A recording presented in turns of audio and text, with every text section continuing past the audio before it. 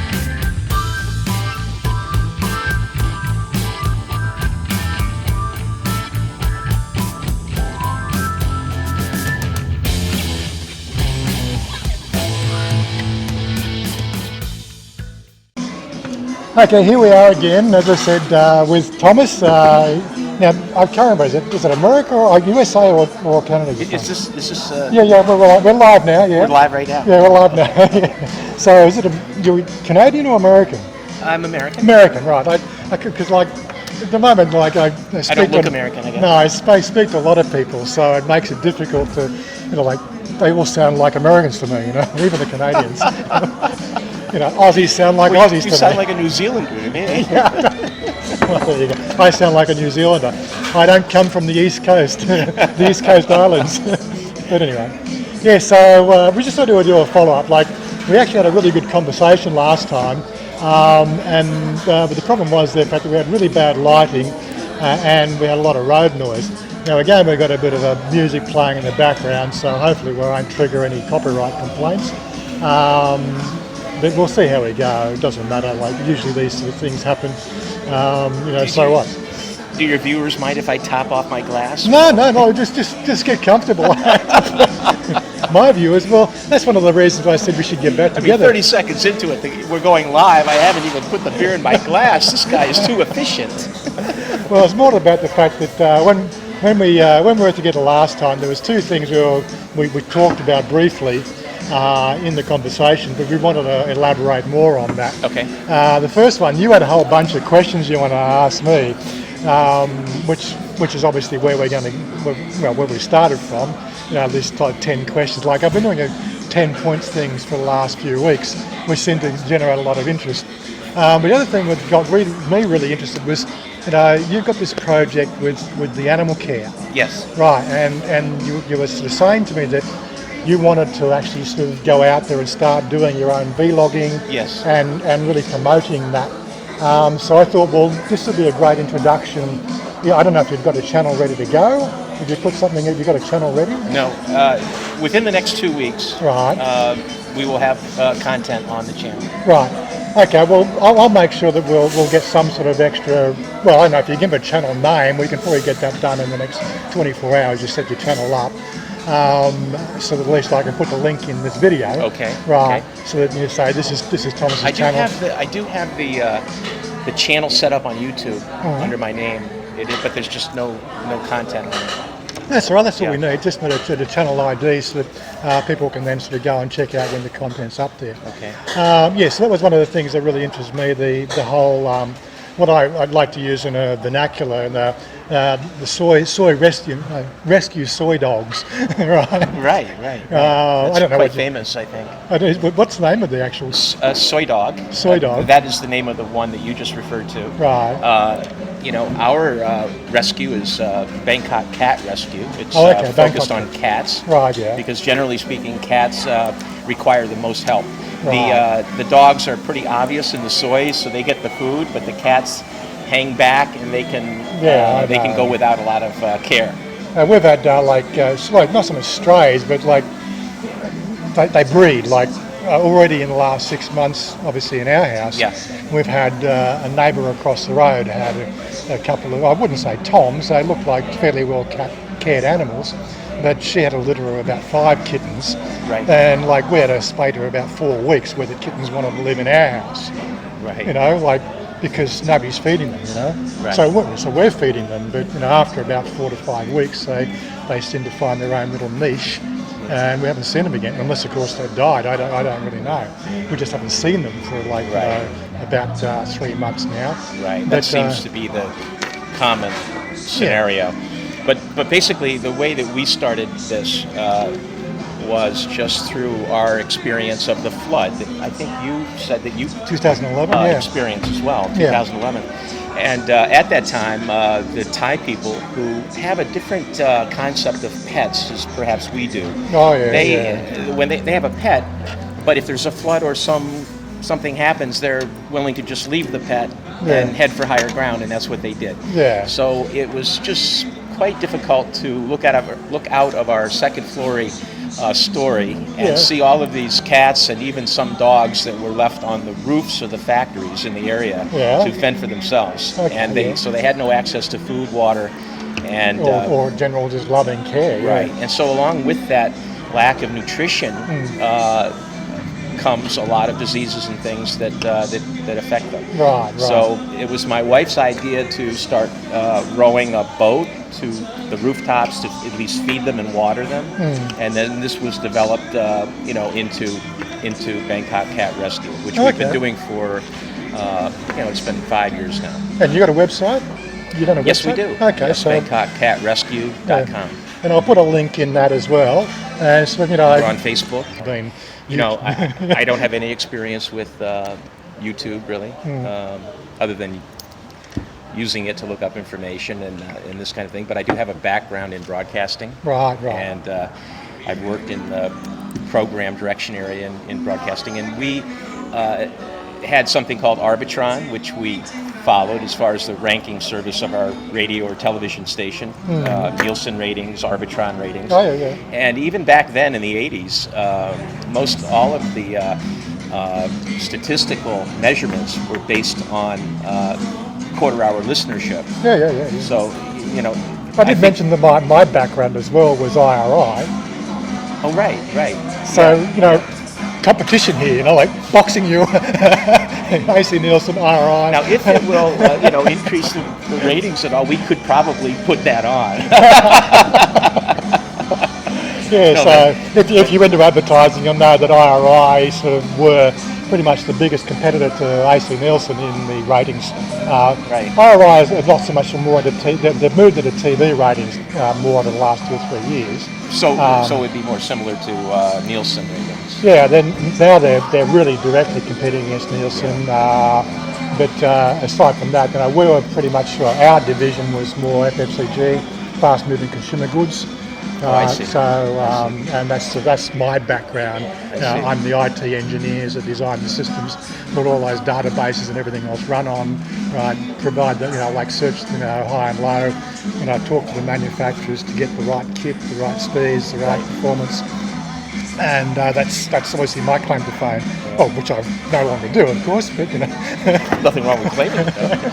yeah, and I did that for 15 years. So really, what's happening in YouTube shouldn't be unexpected. no, it was like running Because on the you wall 3 really years want ago. somebody. You don't want somebody to just come in and become a subscriber, and then that's the last time. It's not like a bookmark, I wouldn't imagine. You're not bookmarking it, you're actually subscribing, which means you want to participate, right? Yeah. So then you want them to come to your channel and view more content, and so that's what they're looking for, well, as far as the ranking purposes, I guess. And again, it comes down to this content. Content is the key thing, right? Right.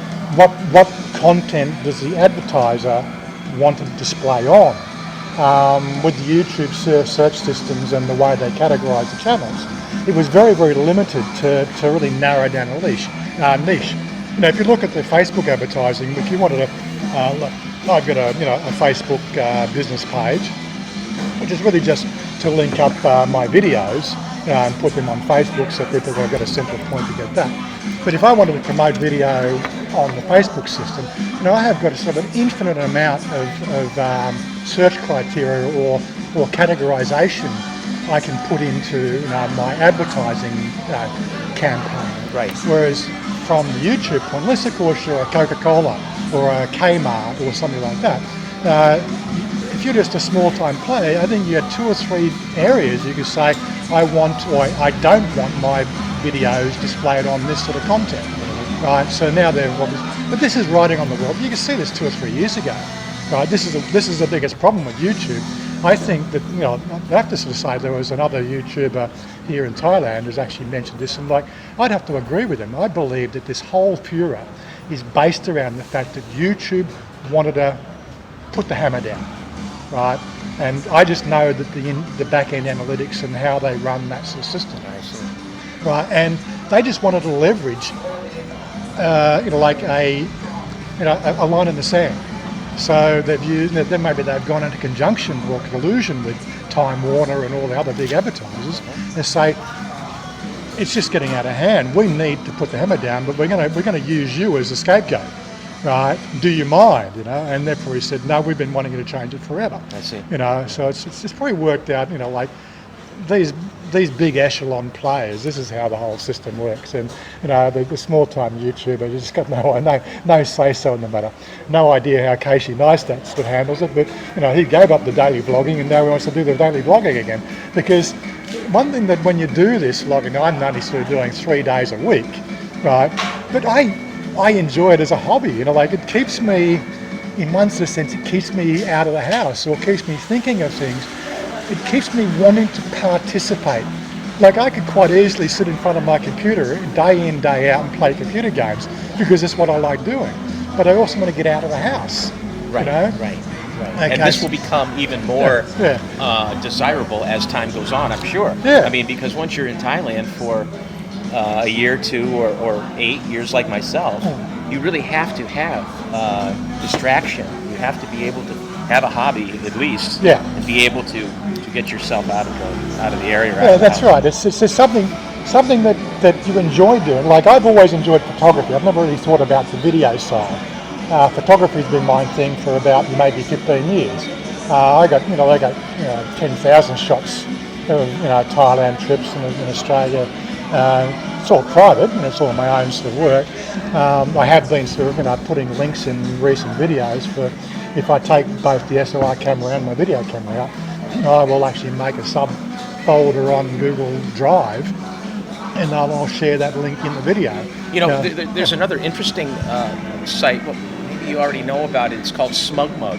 Have you heard of SmugMug? No. It's a fantastic site for that purpose, and you can sell your work if you're good enough where you have a marketable product. Right. You can go on there and sell it. I'd have to see what's going on there. And so, But again, I've never really seen, like, I always come back to this vernacular of the fact that, if you want to sort of, what do you want to do? What in the whole YouTube arena, videography, everything else, what do you want to do?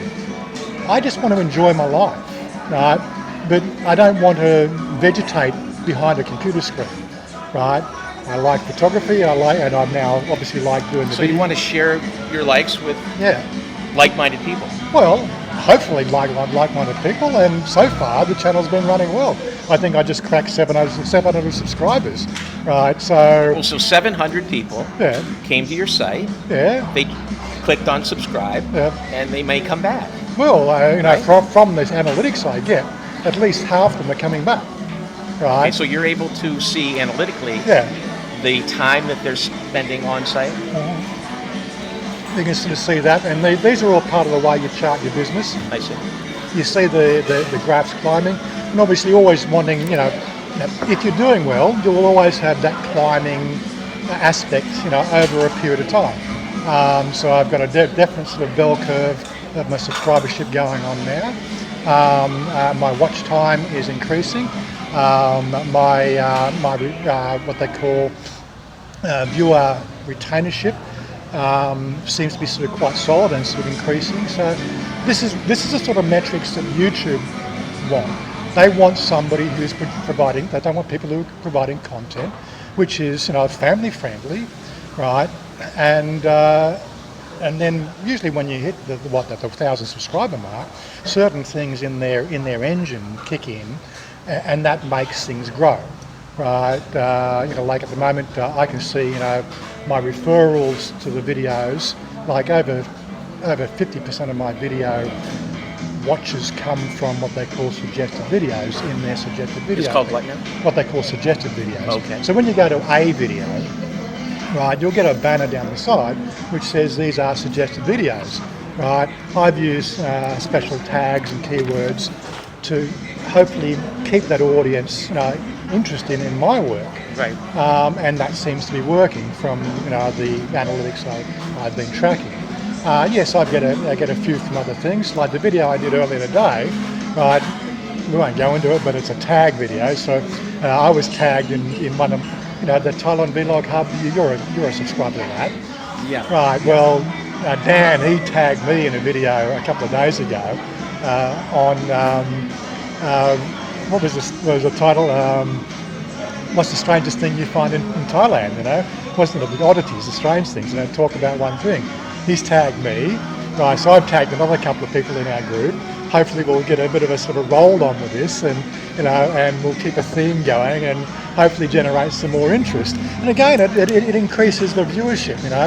People think this is fun. You're always looking for fun things. I think there was something that Ollie Lama did about 4 months ago, which was a video on. I think there was this Apple Pen thing that was a craze about 4 or 5 months ago. Pineapple pen, apple pen, whatever. And he did a 3 or 4 minute thing on that, and that boosted his viewership because he's managed to leverage on a sort of a topic, which is a bit fun. I don't think you could do it now because it's obviously it's like right. Something. It's one of those flash in the pan things. It has that to happens. be very, very current. Yes, it's a flash in the pan thing, and he managed to get onto that. I think he threw a challenge out to us, but I really didn't even know my niche at the time.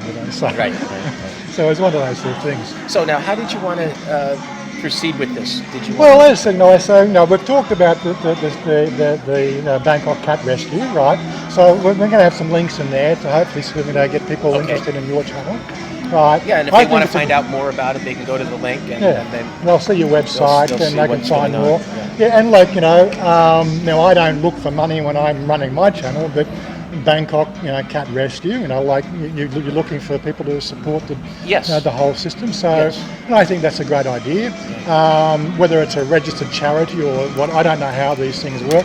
I'm not the police. Well, in Thailand, in order to ask for funding, you have to be a foundation. And you've gone through that process? Yes. Yeah. Yes. Okay. We have the designation. Right.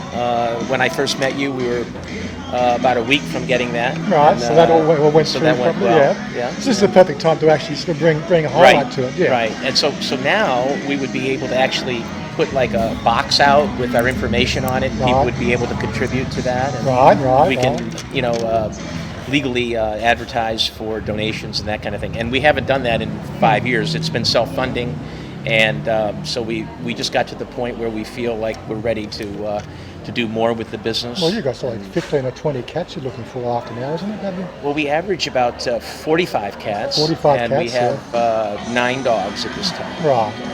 But the idea there is to spay and neuter the animals, which is quite common, and then through We don't take any healthy animals. We only take animals that have been injured or misplaced, mistreated in some way or something like that.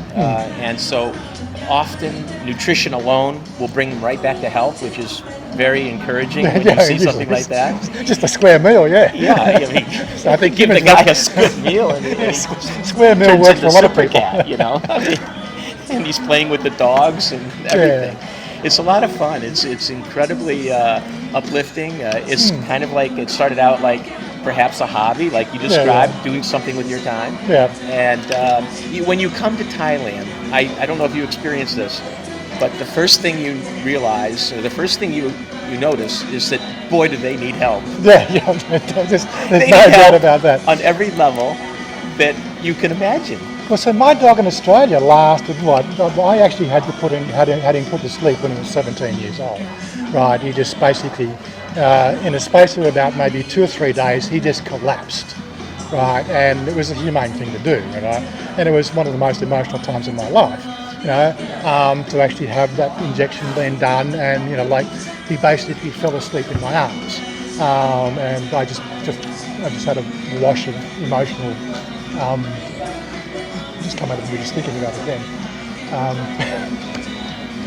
But yeah, it's you know, like it's just something. It was the right thing to do. But here in Thailand, you know, the average lifespan of a dog is probably 3 to 5 years. Right, and if the dog or the cat are left in the outside, being poorly nourished, not taken care of, that's the kind of lifespan they can expect. Yeah. If the animal is being taken care of with proper food and exercise and have shelter and water, they can live 6 to 7 times longer than that. Yeah, well, So that's it. You know, just it's food, amazing. water, and Yeah. shelter is all I The need. problem that we have is that, well, there's more than one problem, but I mean, the primary problem is getting the word out to people not to bring injured or sick animals to the temple, because the temples don't take care of the animals. They don't know how to do that. For some reason, the Thai people think that that's an easy way out, or it's a way where they can not have to deal with the issue, which the Thais are very good at doing.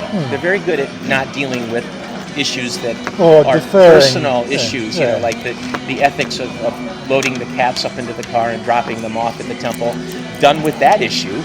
But unfortunately, it's just not the proper thing to do. They have to understand the spay and neutering. They have to be able to take it upon themselves and be responsible in some way. Yeah.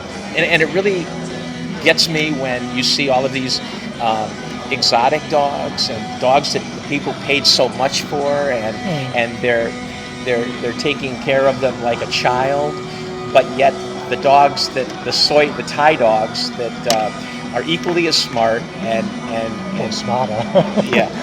I mean, the smartest dogs I've ever seen, certainly smarter than the dogs in America that are pampered. I mean, these dogs have to cats, live. I think, are even smarter. They have to live on the streets. They have to fend for themselves. Yeah. But anyway, these people, they take care of those exotic animals very well. It's more of a status symbol, I think, than just taking care of the ones that have already been born.